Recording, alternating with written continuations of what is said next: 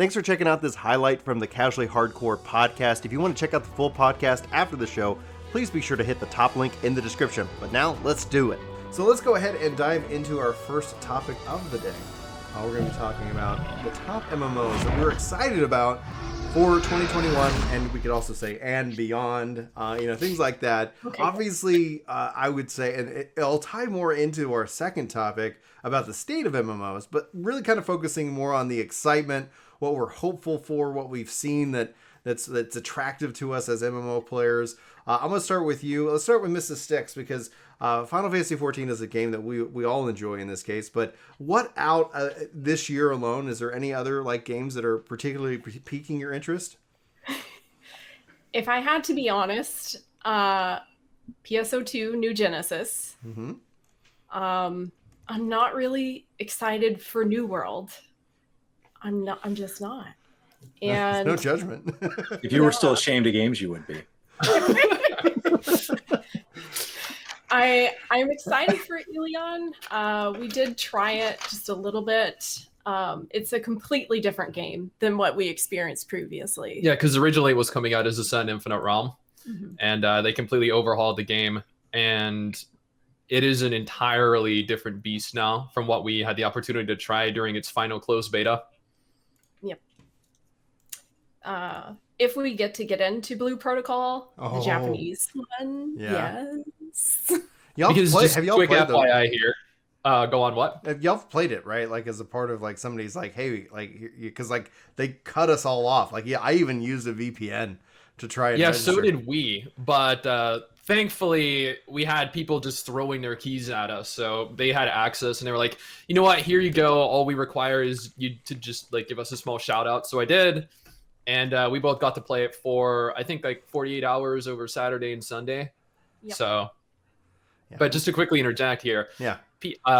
Blue Protocol isn't coming out in North America and Europe in 2021, but it is expected to be coming out within Japan sometime within 2021. That was their projected release date last year prior to COVID really setting them back. Yeah. So whether that still remains, a set in stone date remains to be seen, but they haven't updated anyone since. So right now it is still projected to launch within Japan in 2021.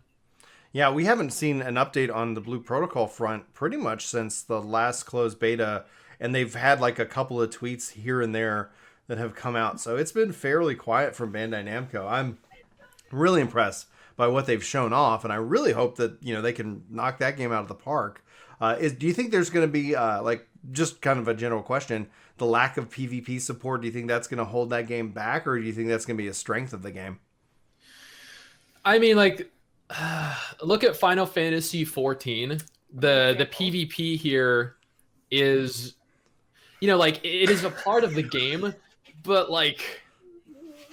nobody really cares about it all that much. It has its small little group of people that are interested in playing it. But for the most part, people enjoy Final Fantasy XIV for its raids, for its dungeons, and its PvE community. Mm-hmm. And look at PSO2 as well, another Japanese game. They don't really have much of an emphasis on PvP either.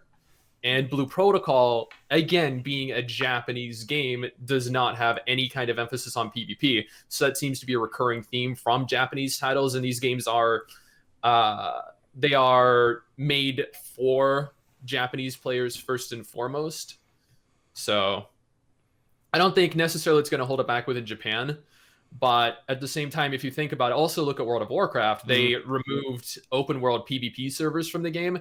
They made it so you can toggle on or off war mode, which means that there is no such thing as a PvP server anymore, because the PvP player base has continued to decline over time. So yeah, I feel like it's not really going to hold Blue Protocol back, because there just aren't as many people that are actively interested in that PvP aspect of the MMO genre as a whole anymore. Mm-hmm. But that's just what I think. That's going to tie really well into our second topic. Sorry, Mrs. Tix, what did you say? With Lost Ark coming out, that has an emphasis on PvP, so that is something to look forward, hopefully this year. Is it too late for Lost Ark? Is it too late for Lost Ark? I've played Lost Ark. and it was enjoyable. But at the core of it, like, that was a game that was really looking like pretty good in 2018, 2019. But here we are in 2021. Is it too late for Lost Ark? Is it just going to be another Korean game that kind of comes in and says thanks and then bows out? What do you think? I think personally, whenever we stream Lost Ark, we have a slew of people that are like, the graphics on this game look really good. Mm-hmm. I know the top down does bother people. So that is something that is probably a drawback, but I still think it has a lot to offer in terms of a game that people would be able to enjoy.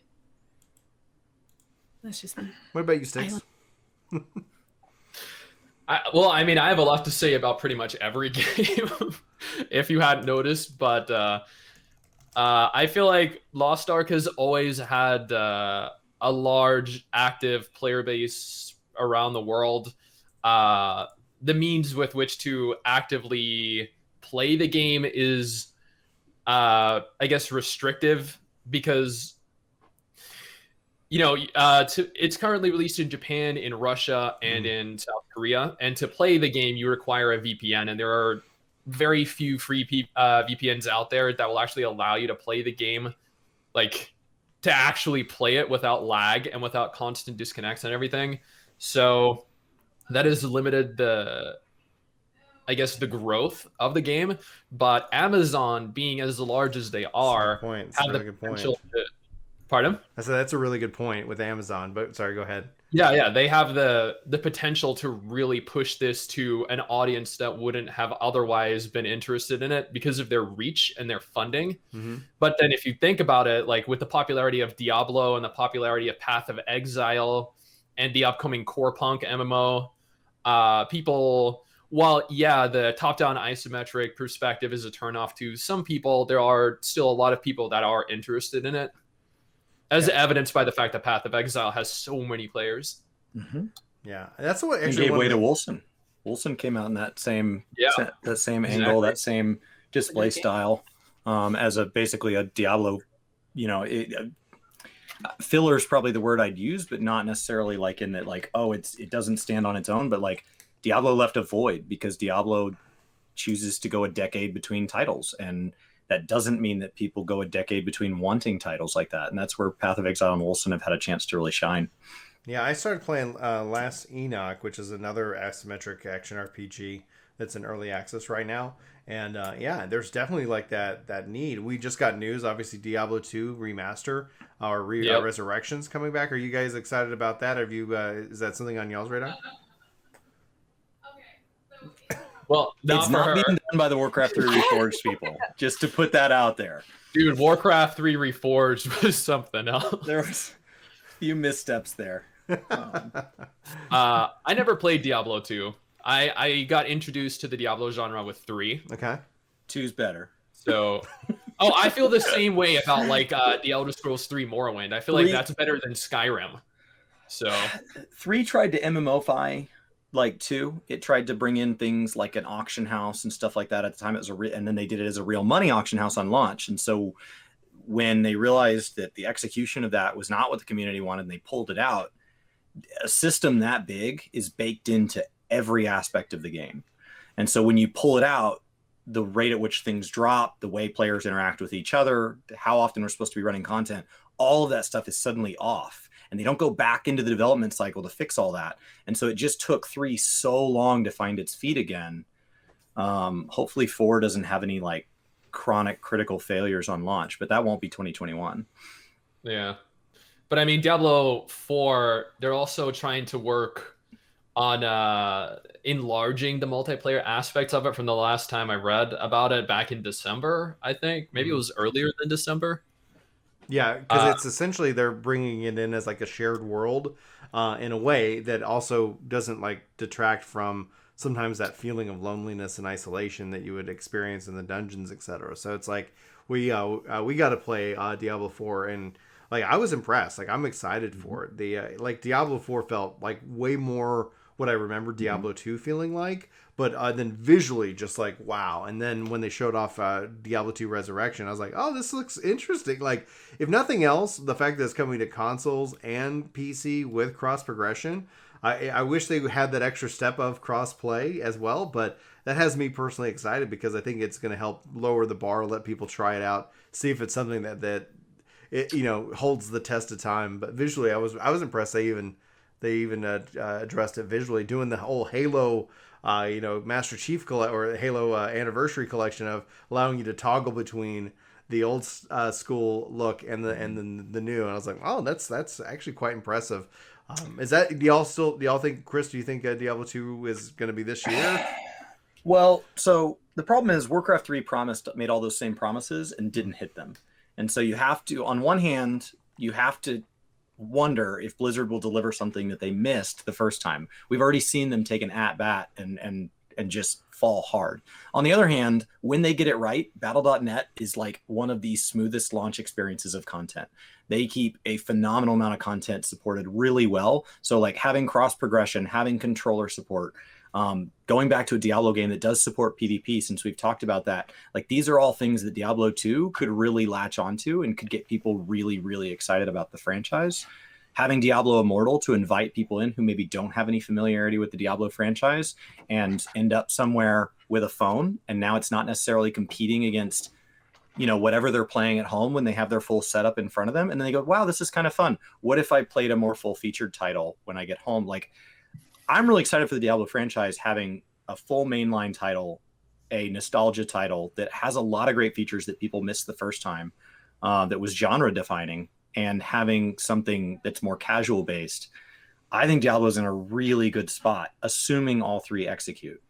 Styx, what's an MMO that's out right now that is not getting a lot of attention that deserves more attention? I mean, honestly, the MMOs that are worth playing are already the big ones. So I feel like any MMO that does not get attention is due to the fact that it is not worth playing necessarily, because we've been streaming different MMOs over the course of the last 7-8 months. We've done stuff like Blade and Soul, Terra, Rift, Arcage, and Tree of Savior, and just like these games that I played years ago that were a lot of fun are now the complete opposite of what they once were. Mm-hmm. But like Mrs. Duke said, yeah, I feel like one of the few MMOs that we've played that genuinely surprised us was Tree of Savior. And Guild Wars 2. Yeah, but that don't get that aren't necessarily as popular as they could be or don't get. Yeah, so I feel like Tree of Savior, because that was initially very highly anticipated, but then it launched kind of like WildStar did the first time, absolutely terribly, and it never recovered from that. And I'm a fan of anime MMOs. Like my introduction to the genre was Tales of Pirates, which is an anime MMO. And then I played games like Flife and Fiesta and Florentia and all these other anime titles when I was younger. But due to Tree of Savior kind of having that anime aesthetic, like it appealed to me. And so we went back into it after its rebuild update, which came out in 2018 or 2019. And it is an entirely different game now. But there's still that stigma associated with it, that it was a poorly optimized game, that it didn't have any content, that the developers or the publishers didn't care about the game.